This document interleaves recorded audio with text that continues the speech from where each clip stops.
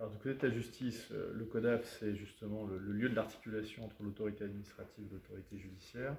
Et c'est vraiment le lieu où se dessinent les contrôles coordonnés d'aujourd'hui et de demain pour avoir une lutte optimisée contre l'ensemble des phénomènes de fraude. Vous avez parlé du travail illégal, il y a aussi la fraude sociale, et il y a, vous l'avez indiqué, et je pense qu'il est important qu'on aborde, la question de la fraude au dispositif de soutien à l'activité économique dans le cadre de la crise sanitaire. Alors, à ce sujet, peut-être quelques réflexions, quelques chiffres. Alors, des chiffres qui paraissent modestes, mais qui sont quand même assez révélateurs.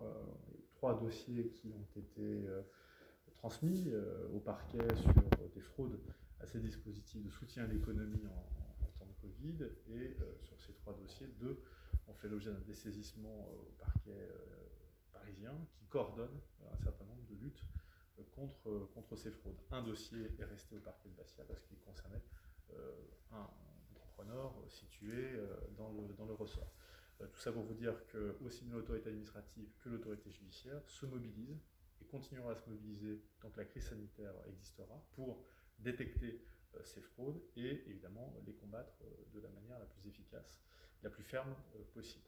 Donc c'est vraiment le sujet important, un des sujets importants de cette année, et on voit bien que, hélas, la crise perdurant, on va avoir à faire, on va devoir lutter de plus en plus contre sans doute des fraudes à ces dispositifs d'aide. Sur le travail illégal, évidemment, l'année 2020 a abouti à une diminution du nombre de contrôles par les administrations, et donc et consécutivement à une diminution du nombre de signalements effectués à l'autorité judiciaire. Mais peut-être un chiffre, parce que je sais que vous m'en demandiez, travail illégal en composition pénale, c'est-à-dire sur une amende décidée par l'autorité judiciaire, c'est quand même plus de 130 000 €, encore une fois, cette année.